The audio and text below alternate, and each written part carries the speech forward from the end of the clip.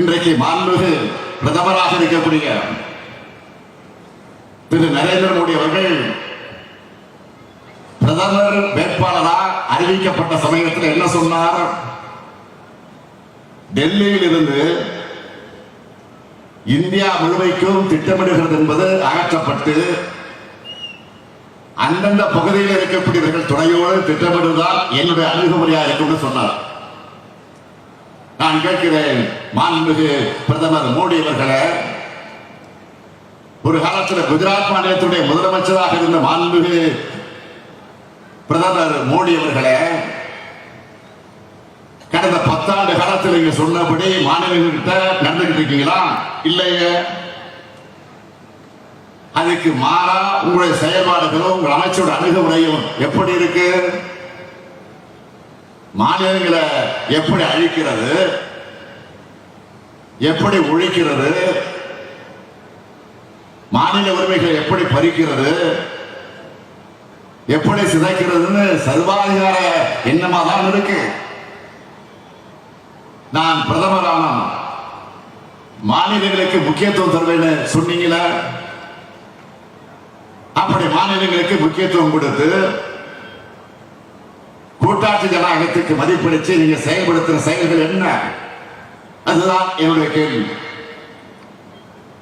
பிரதமராகும் போது நீங்க சொன்னது மறுபடியும் உங்களுக்கு நான் நினைவுபடுத்த விரும்புகிறேன். மாநில அரசுகள் டெல்லிக்கு காவடி தூக்குகிற நிலைமையை மாற்றி பிரதமர் சொல்லுகிறார், பிரதமராக ஆவதற்கு முன்பு சொல்லுகிறார், மாநில அரசுகள் டெல்லிக்கு காவடி தூக்குகிற நிலைமையை மாற்றி அதிகார பகிர்வுக்கு வழிகாட்டுவதுதான் என்ற அணுகுமுறையாக இருக்கும். மாநில முதலமைச்சரா நான் அடைஞ்ச 12 ஆண்டு கால அனுபவத்தோட தேசிய தலைமையை ஏற்கிறதால மாநிலங்களுடைய பிரச்சனையும் எனக்கு தெரியும். ஒன்றிய அரசோட முக்கியத்துவம் எனக்கு புரியும்னு சொன்னீங்களே, சொன்னபடி நடந்துக்கிட்டீங்களா?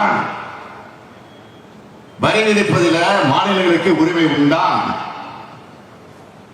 வரி பகுதியால் மாநிலங்களும் நியாயமாக நடந்து கொண்டீர்களா? திட்டங்கள் அறிவிக்கிறது, செயல்படுத்துவது, இதுலையாவது மாநிலங்களை பாரபட்சம் இல்லாமல் நடத்துறீங்களா? இல்லையே.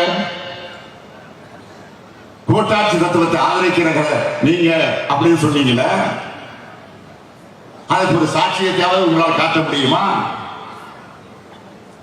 பிரச்சனை வரும்போது மாநில முதலமைச்சர் அழைச்சு என்னைக்காவது நீங்க பேசியிருக்கீங்களா? ஆலோசனை நடத்தி இருக்கீங்களா?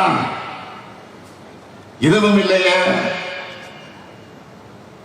அது மட்டுமல்ல, இன்னும் சொன்னீங்க, ஒன்றியத்தில் ஆட்சிக்கு வந்த பிறகு மாற்று கட்சிகள் ஆட்சி பொறுப்பில் இருக்கிற மாநில அரசுகளை பழி வாங்க மாட்டேன்.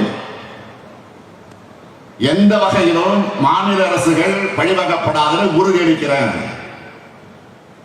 என்னதான் அரசியல் வேறுபாடுகள் இருந்தாலும் ஒன்றிய மாநில உறவு சீர்குலைய இடம் தர மாட்டேன்னு பிரதமர் மோடி அவர்கள் சொன்னார்கள். எதிர்கட்சிகள் ஆளக்கூடிய மாநிலங்களை பழிவாங்கிறது மட்டுமே, பழிவாங்கக்கூடிய அரசியலை மட்டுமே நடத்திட்டு இருக்கீங்க என்பதற்கு எத்தனை ஆதாரங்களை இப்ப என்னால சொல்ல முடியும். இப்போ கூட எங்களுடைய தமிழ்நாட்டு ஆசிரியர்கள் மற்றும் மாணவர்களுக்கான 2151 கோடி ரூபாய் நிதியை கொடுக்காம பழிவாங்குற அரசியலை தான் நடத்திட்டு இருக்கீங்க. மாண்புமிகு பிரதமர் மோடி அவர்களே, இன்னும் இருக்கு. கடந்த 6/12/2012 அன்று குஜராத் மாநிலத்துடைய முதலமைச்சராக இருந்தப்போ சொன்னது ஞாபகம் இருக்கா? குஜராத் மக்கள் 60,000 கோடியை டெல்லிக்கு அனுப்புறாங்க. ஆனா அங்கிருந்து திரும்ப வர்றது மிக குறைவு, மிக மிக குறைவு. குஜராத் என்ன பிச்சைக்காரர்கள் மாநிலம் கேட்டீங்களா? நினைச்சீங்களா? அதை கேட்டாரா? அதே கேள்வி நான் திருப்பி கேட்க நிதி விடுவிக்காம மிரட்டது நியாயமா? தேசிய கல்விக் கொள்கையை ஏத்துக்கலன்னு தமிழ்நாட்டுக்கு தர வேண்டிய நிதியை தர மறுக்கிறாங்க. உண்மையிலே மக்களுக்கான மாணவர்களுக்கான திட்டமாக இருந்தா நாம அதை ஏன் எதிர்க்க போகிறோம்? எல்லாரையும் கல்விக்குள் அழைச்சிக்கிட்டு வர திட்டமா இருந்தா அதை வரவேற்போமே, வரவேற்று பகிர்ந்திருப்போமே, மகிழ்ச்சியோடு அதை நிறைவேற்றிருப்போமே. ஆனா தேசிய கல்விக் கொள்கை அப்படிப்பட்டதான். கல்வியிலிருந்து மக்களை நீக்கம் செய்வதற்கான அத்தனை செயல் திட்டங்களையும் கொண்டதாகத்தான் இந்த கல்விக் கொள்கை இருக்கு. அதனாலதான் எதிர்க்க வேண்டியதாக இருக்கு.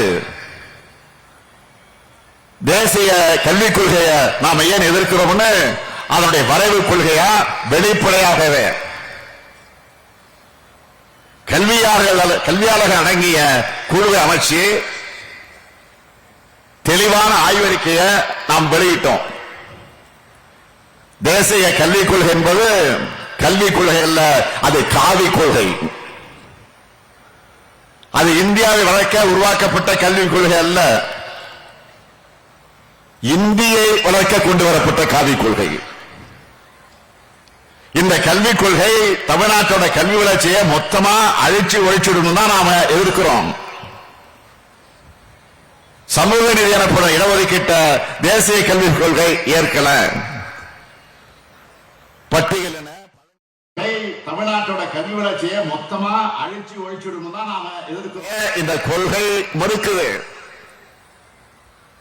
3, 5 ஆகிய வகுப்புகளை பொது தேர்வு வச்சு வடிகட்ட பார்க்கிறாங்க. 9ஆம் வகுப்பு முதல் 12ஆம் வகுப்பு வரை செமஸ்டர் தேர்வு முறையை கொண்டு வர போறாங்க. அதாவது ஆல் இந்தியா எக்ஸாம் நடத்துற மாதிரி. உங்க மகனோ மகளோ 12ஆம் வகுப்பு முடிச்சுட்டு விருமண கல்லூரியில போய் விருமண பாடத்துல உடனே சேர முடியாது. இப்போ மருத்துவக் கல்லூரியில் சேர நீட் தேர்வு வைக்கிற மாதிரி ஆர்ட்ஸ் காலேஜுக்கும் தேர்வு வச்சுதான் எடுப்பாங்க. அந்த தேர்வையும் கல்லூரி நடத்தாது, தேசிய அளவில் தேர்வு ஏஜென்சி தான் நடத்தும். 10ஆம் வகுப்பு முதல் பட்டப்படிப்பு வரை படிப்பை தொடர விரும்பாத மாணவர்கள் அவங்களாக வெளியேறலாம். இப்படி சொல்றத போன விரட்டத்துக்கு சமம். 6ஆம் வகுப்பு முதல் தொழிற்கல்வி என்ற பெயரால குலக்கல்வி திட்டத்தை அறிமுகப்படுத்த போறாங்க. குலத்தொழில ஜாதி தொழில தொடராம படிச்சு முன்னேற நினைக்கிறவங்களை மீண்டும் அதை நோக்கி தள்ள பார்க்கிறாங்க. இதையெல்லாம் பார்த்துத்தான் தேசிய கொள்கை ஏற்றுக்க மாட்டோம்னு ஆணித்தரமாக சொல்றோம். ஆனா இதையெல்லாம் ஏத்துக்கிட்டாதான்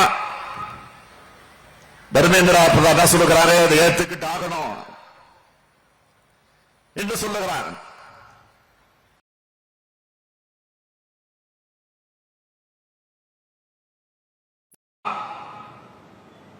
தர்மேந்திரா பிரதான் சொல்லுகிறாரு, இதை ஏத்துக்கிட்டு ஆகணும் என்று சொல்லுகிறார். இல்லைன்னா பணம் கிடையாது மறுக்கிறார். 2000 கோடி கிடையாது சொல்லுகிறார். உடனே நான் சொன்னேன் 2000 கோடி நான் 10,000 கோடி தந்தாலும் ஏத்துக்க மாட்டோம் என்று ஸ்ட்ராங்கா நான் சொல்லிட்டேன்.